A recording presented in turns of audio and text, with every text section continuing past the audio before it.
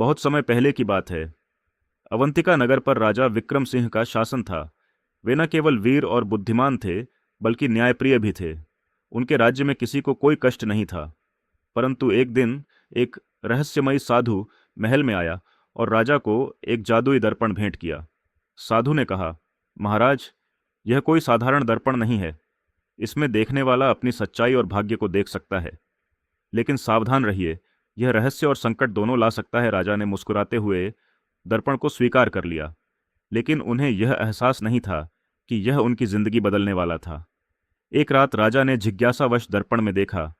जैसे ही उन्होंने उसमें अपना चेहरा देखा, दर्पण की सतह पर एक महल जलता हुआ दिखा और एक छाया जैसी आकृति धीरे धीरे उभरने लगी। आकृति ने फुसफुसाते हुए कहा, महाराज, आपके राज्य पर संकट आने वाला है। किसी करीबी पर विश्वासघात का साया है। राजा चौकन्ने हो गए। उन्हें समझ नहीं आ रहा था कि यह केवल भ्रम था या सच।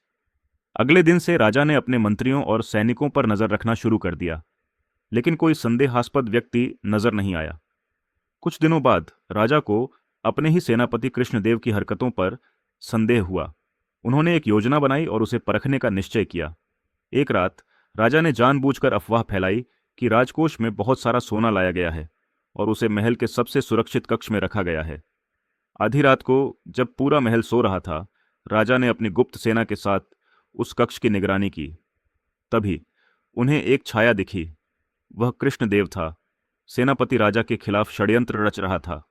जैसे ही वह कोषागार का दरवाजा खोलने लगा, राजा ने अपने सैनिकों को आदेश दिया और उसे पकड़ लिया गया। कृष्णदेव ने स्वीकार किया कि वह पड़ोसी राज्य के राजा के साथ मिलकर अवंतिका पर हमला करने की योजना बना रहा था।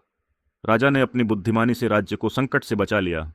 उन्होंने कृष्णदेव को आजीवन कारावास की सजा दी और अपने राज्य को और भी मजबूत बनाया।